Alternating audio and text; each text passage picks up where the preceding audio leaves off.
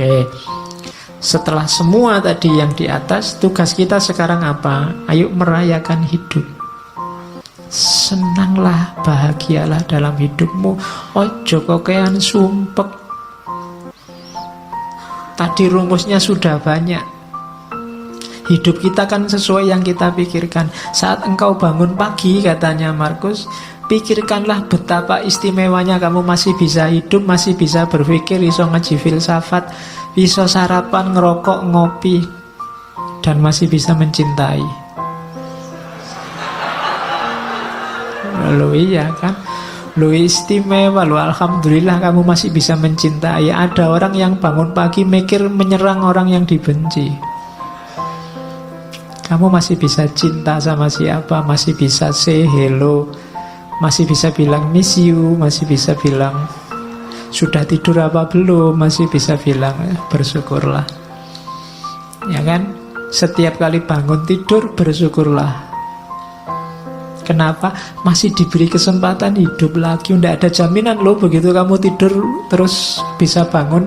Kamu sendiri kan tidak bisa mengatur dirimu biar pokoknya besok saya harus bangun. Tidak bisa.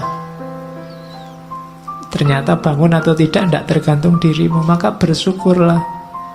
Begitu bangun kamu masih bisa sadar, masih bisa mikir, itu kenikmatan luar biasa. Bersyukurlah. Masih bisa menikmati hidup, masih bisa minum, makan. Yang lain mungkin sudah dilarang makan ini, dilarang makan itu, kamu masih bebas, bersyukurlah. Paling tidak kamu masih bisa mencintai seseorang. Nah, rayakanlah hidupmu. Wajahmu jangan kayak wajah orang susah terus. Ya, hidup kita ini menyenangkan kok. Oke. Terimalah segala sesuatu yang diikat oleh takdirmu. Cintailah orang-orang yang ditakdirkan bersamamu dan lakukan dengan sepenuh hatimu. Hidupmu akan nyaman. Dapat apa saja diterima, dinikmati.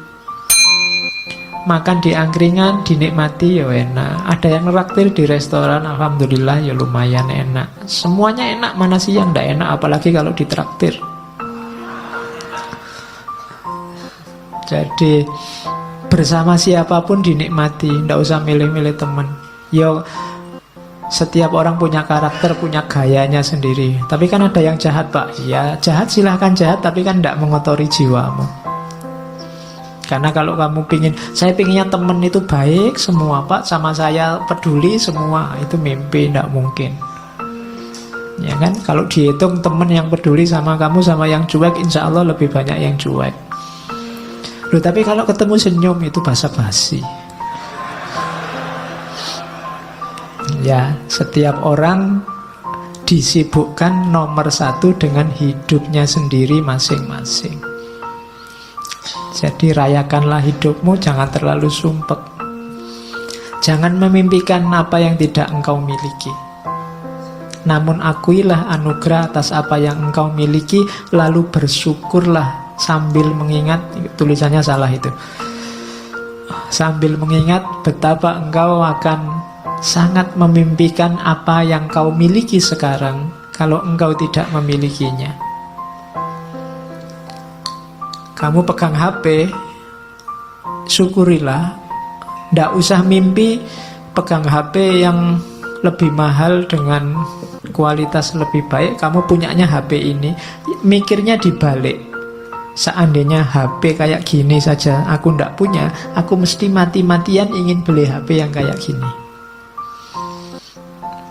Loh, punya pacar kok ndak terlalu cakep. Mikirnya juga begitu. Kalau kamu mikir, kok nyari yang lebih cakep lah, kamu mimpi. Mikirnya dibalik. Seandainya yang kayak gini saja aku ndak dapat, mesti aku ngejar-ngejar yang kayak gini juga. Nanti kamu jadi bersyukur. Gitu loh. Iya, mikirnya dibalik. Itu membuat kamu bersyukur. Kuliah dapat nilai C misalnya. C kan batas minimal kamu lulus. Itu kan, aduh kok nggak dapat A ya. Wah, itu kamu akan sumpek. Kenapa? Kamu mimpi yang kamu nggak punya. Mimpinya itu seandainya aku dapat E, Aku mesti akan mengejar-ngejar, seandainya dapat C pun cukup. Nah, itu kamu lebih bahagia. Gitu loh. Makan kok cuma dengan tempe saja, tidak ada yang lain. Nah, itu mikirnya kamu jangan ayam, tapi mikirnya seandainya adanya cuma nasi, mungkin ada tempe satu aja aku sudah senang. Ah, itu jadinya kamu bersyukur punya tempe itu. Itu caranya merayakan hidup. Kalau tidak begitu, kamu akan sumpek terus. Dan ingatlah bahwa engkau memiliki kuasa untuk mengistirahatkan dirimu kapanpun engkau inginkan. Kamu supirnya, kamu penguasanya hidupmu. Mau jalan, ayo jalan. Mau istirahat, istirahat. Tidak usah terkejar, nggak usah dikejar-kejar oleh ambisi, dunia, keterikatan dengan yang lain, yang macam-macam yang bikin repot. Menghabiskan energi, menghabiskan waktu. Engkau yang menguasai hidupmu, kapanpun ingin berhenti, saat ini juga kamu bisa. Ingin tidur sekarang boleh, istirahat sekarang boleh.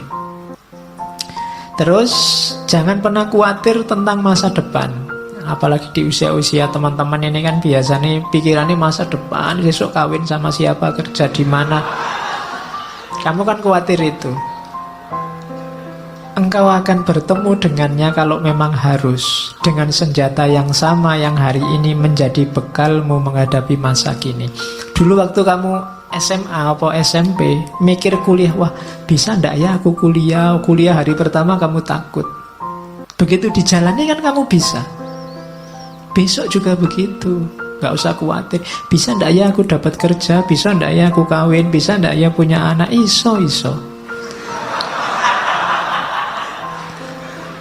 Nggak usah khawatir, pasti bisa. Kekhawatiranmu dulu sekarang kamu jalani kan, ya ternyata juga bisa. Nggak ada yang di luar kuasamu kalau tentang hidupmu. Makanya jangan galau dengan masa depan. Wong masa depan kayak tadi itu di luar jangkauanmu hari ini. Jadi pikirkan aja sekarang, nikmati hidup sekarang. Besok kamu akan punya senjata sendiri, punya kemampuan sendiri menghadapi situasi di masa depan. Itu uniknya manusia. Maka hidup itu rumusnya simple, receive without conceit, release without struggle. Kalau dapat sesuatu, terimalah tanpa harus membanggakan diri, membesarkan diri. Kalau harus kehilangan, lepaskanlah tanpa harus merasa sedih, mati-matian, sumpek. Jadi receive without conceit, release without struggle. Biasa saja. Hidup kehilangan sesuatu biasa. Wong dulu juga ndak punya, terus punya, sekarang hilang. Kalau dapat sesuatu, alhamdulillah, tapi ya ndak harus sombong. Kalau kamu bisa kayak gini, hidupmu nyaman.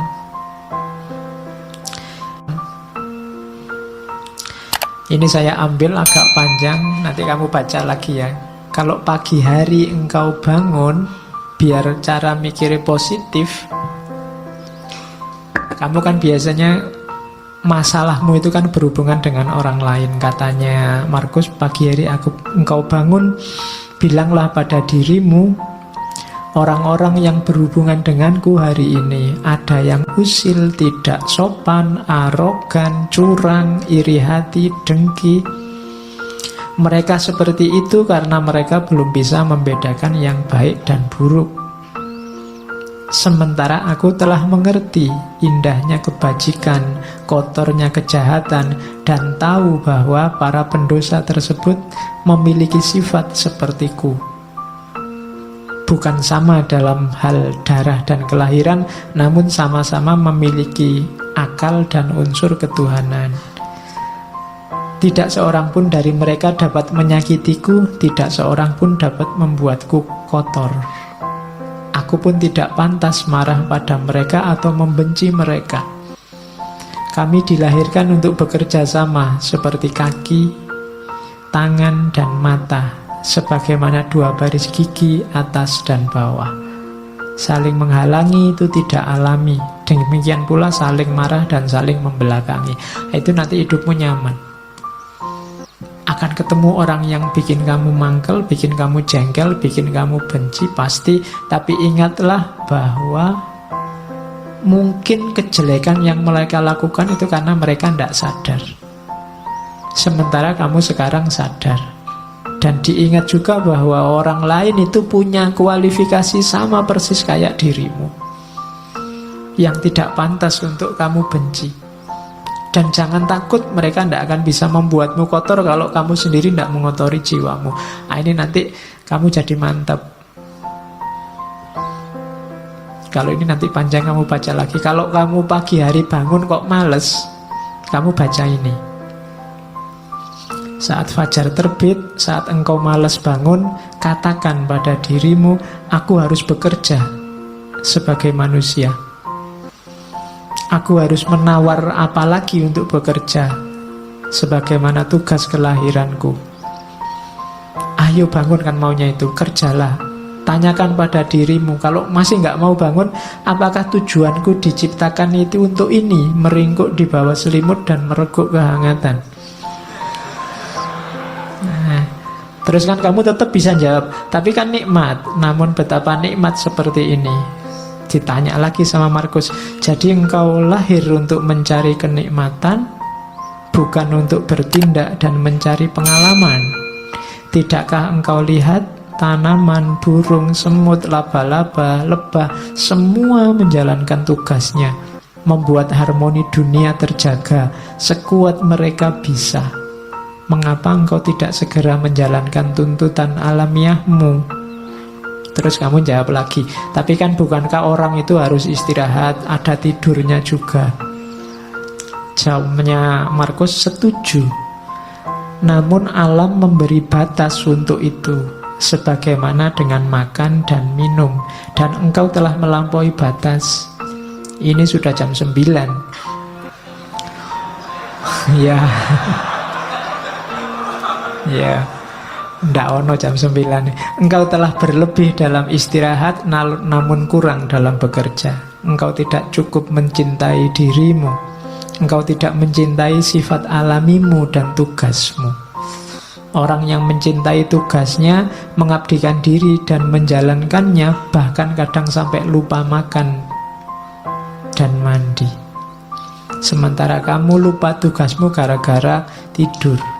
Apakah engkau tidak menghormati dirimu sendiri sebagaimana pelukis mencintai lukisan, penari mencintai tarian, orang pelit mencintai uangnya, atau pemburu jabatan mencintai statusnya? Saat mereka benar-benar dipengaruhi oleh yang mereka kerjakan, mereka bahkan tidak makan dan minum karena menjalankan kecintaan mereka. Ini filsafat bangun tidur. Ya, biar kamu tidak males-malesan. Karena kadang-kadang kalau sudah males kan, meskipun bolak-balik HP-nya kamu tambah 10 menit sudah bunyi, 10 menit lagi bunyi lagi, 10 menit lagi. Ning ya ora tangi-tangi. Oke. Kalau ini rumus hidup sama orang lain. Kapanpun kau menemukan kesalahan pada diri orang lain, tanyakan pada dirimu, apa kesalahan yang pernah kulakukan yang mirip dengan kesalahan yang akan aku kritik ini? Kalau ada orang lain salah, tanya pada dirimu, pernah gak kamu melakukan salah yang sama atau mirip? Itu nanti akan mengurangi kadar agresifmu terhadap kesalahan orang lain.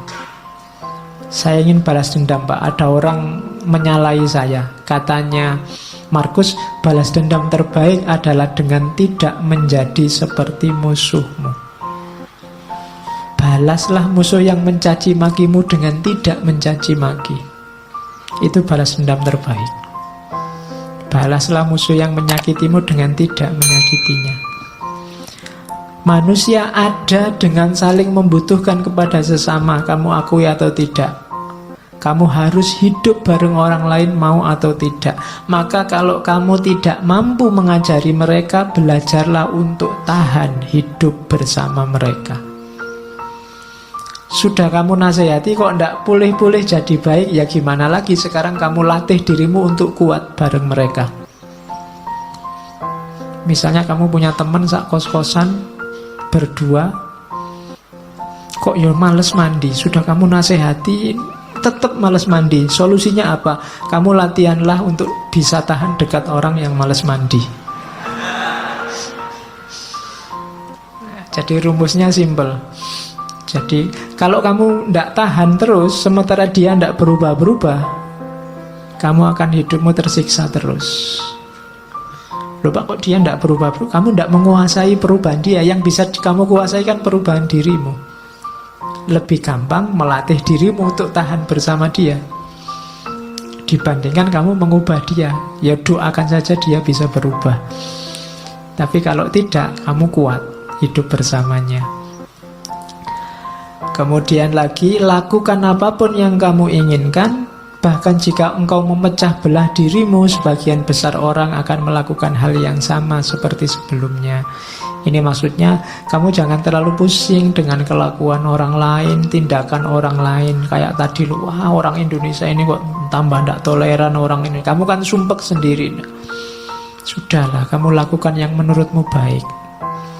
Kalau kamu ingin mengubah mereka, bahkan sampai kamu mecah-mecah dirimu, kamu katanya Markus, mereka akan balik lagi seperti adanya. Itulah karakternya manusia.